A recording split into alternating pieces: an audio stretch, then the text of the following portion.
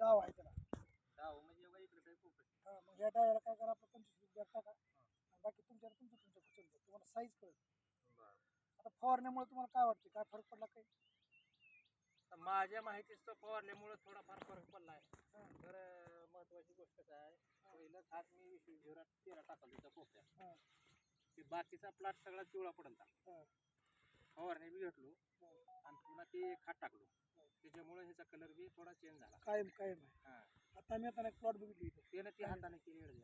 नाही सांगायला मी तुम्हाला काय, इथलंच प्लॉट नाही. बघितलो. हा, त्या प्लॉटमध्ये आपल्या प्लॉटमध्ये जवळजवळ शेम आहे लावून, पण आपला कांदा गाठीला आहे ना, आपल्याला कलर जे आहे डार्क आहे, तिथल्या प्लॉटचा कलर डार्क नाही. त्याचा डार्क त्याने काय केले, त्याने DAP खात हे 2 किलो का आदल्या दिवशी भिजू घातले आणि दुसऱ्या दिवशी बुरशीनाशक ते खाती ते गिलास टाकून का फवारले. त्याची पूर्ण पात करपली.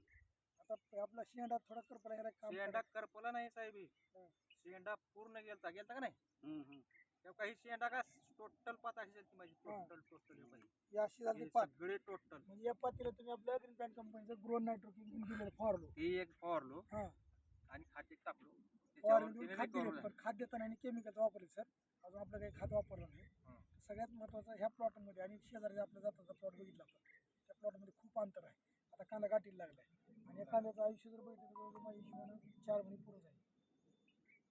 बघा की रोप टाकल्यापासून रोप एक टाकल्यापासून जूनला आपल्याला जून, जुलै, ऑगस्ट, सप्टेंबर 4था महिना चालू आहे सर. 4था महिन्याच्या आज जवळजवळ 28 तारीख आहे. आज जर प्लॉटमध्ये बघितलं म्हणजे सांगण्यासारखं पावसाच्या शेतकऱ्याचं तुमचं काय फरक पडतं, म्हणजे मुसा सरनं जे तुम्हाला दिलेत, मुसा सरनं दिलेल्यामध्ये तुमच्यामध्ये काय फरक पडतो? नाही त्यांचा बी फरक आहे का? चांगला आहे. यांनी ग्रो नायट्रोकिंगचा स्प्रे घेतलाय सर. स्प्रे पण त्यांनी दिली 2 पाठवला. हां 5-6 फवारलो. हां. त्याचा बी चांगला आता किती उरल्यात बाटल्या, उरल्यात का ते अजून काही? नाही, 1-2 फवारेच उरले. तुम्ही पहिला अजून काय करा, हात घ्या. कोणता तीच घ्या. आणि ती घेताना फक्त त्यांच्याकडे बुरशीनाशक मिळते, बुरशीनाशक PPFC ती आणि ग्रो नायट्रोकिंग वाटस परत 250 ml बाटल्या लेझर 4-5% लागते. 5 250 ml आता घ्या. 2 आहेत माझ्यापाशी. ग्रो ब्लूम नायट्रोकिंग तिन्ही द्या बरं का बरं माहिती आहे का? आता ह्याला नेमकं साईज चालू झाली आहे. नाही कांदा पोसायला चालू झाला. बघा ही पांढरी मूळ बघा, ही किती वाढले पांढरी मूळ, आणि त्याची बी पांढरी मूळ बघा सर.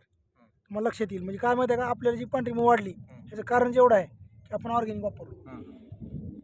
आणि कधीही 2 गोष्टी डोक्यात ठेवायच्या, हे सगळं करताना आपण म्हणजे कम्पेअर करायचं, कारण शहानिशा करताना आपल्याला गरजेचं आहे आपण खर्च किती करायला, उत्पन्न किती व्हायला. मुसासरनं दिलेले तुम्हाला औषधाचे पैसे आणि समजा त्यानं खरले केलेले औषधाचे पैसे, त्याचं निघणारं उत्पन्न आपल्याला मिळतं. या 2 गोष्टी महत्वाच्या आहेत. काही वेळी त्यांचं फवार वाजू डबल का तेच महत्वाचं.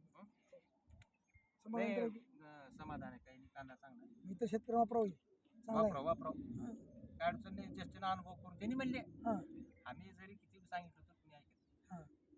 शेतकऱ्याला अनुभव आल्यावर ते त्याच्या जाणार. हे महत्वाचं. आता हे खाल्लं किंवा ऑर्डर दिला का केळी लावायची आपल्याला. किती? 1500 रुपये. 1500 रुपये. बरोबर, 1.5 एकरच्या आसपास. आता झालं 20 तारखेपर्यंत येणार आहेत लोक. कोणतं G9? हां G9 पुण्याहून सांगितलं. तुमचं नाव सांगा की. योगेश शिवाजी कावळे, राहणार हनुमंतवाडी, मुगाव, तालुका निलंगा, जिल्हा लातूर. धन्यवाद, नमस्कार.